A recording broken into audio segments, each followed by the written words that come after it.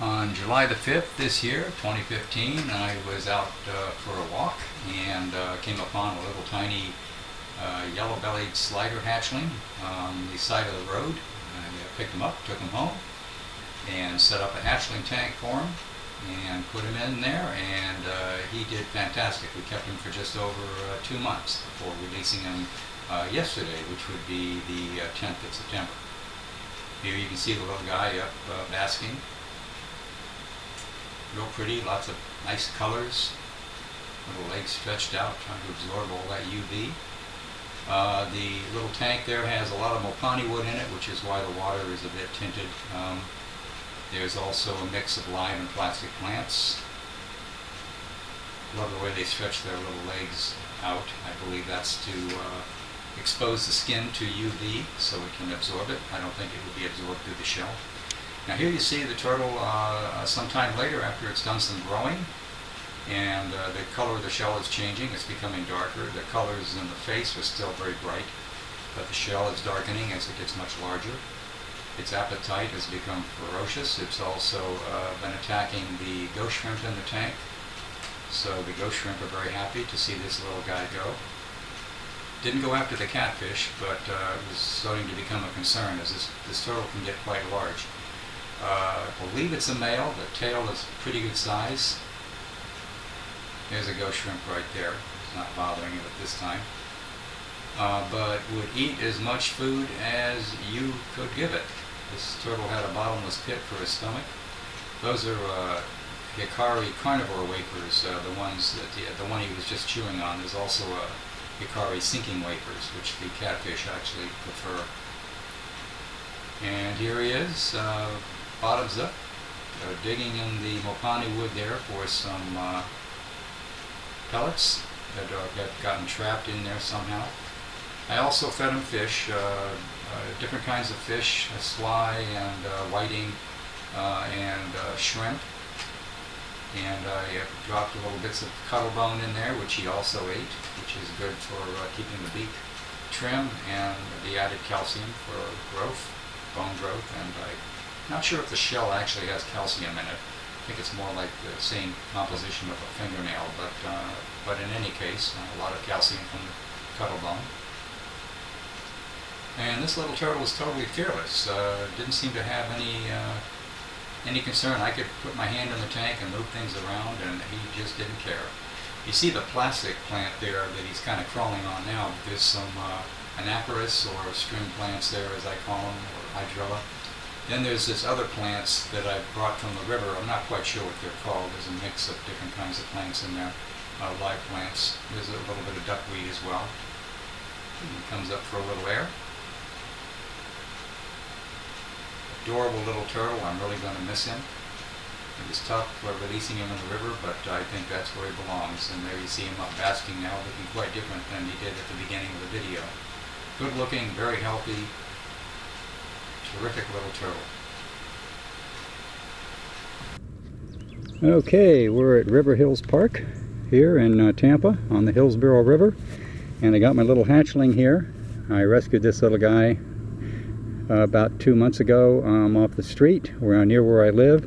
Little yellow-bellied slider, and as his yellow belly, and he's been an absolute blast having him at home in a little hatchling tank.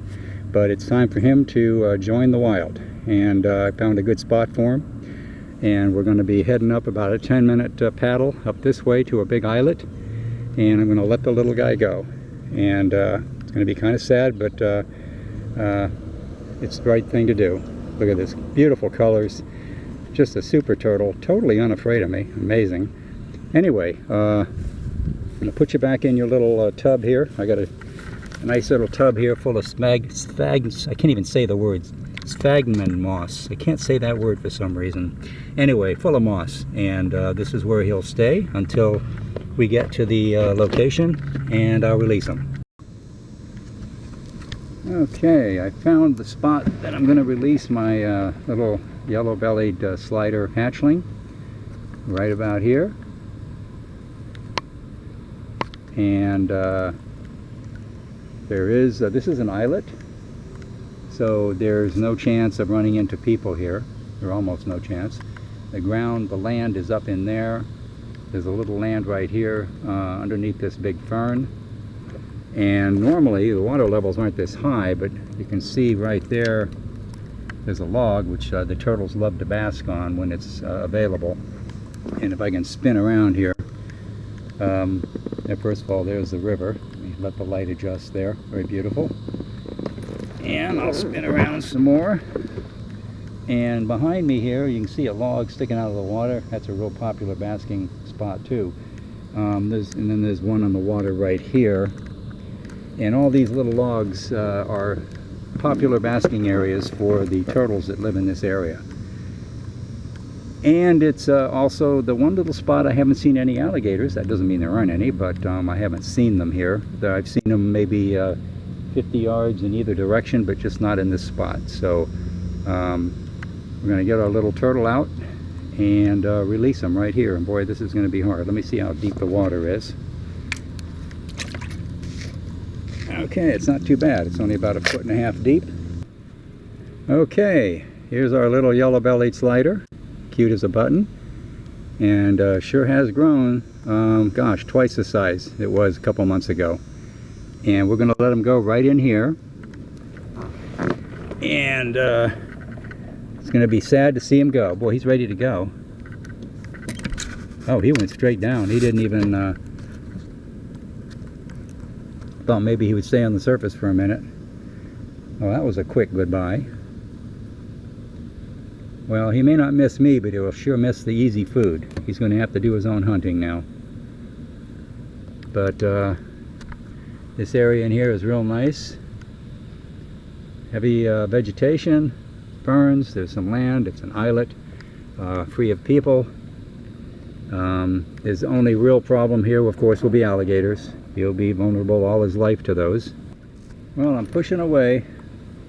There's the clump of fern that just right next to that is where I released the hatchling.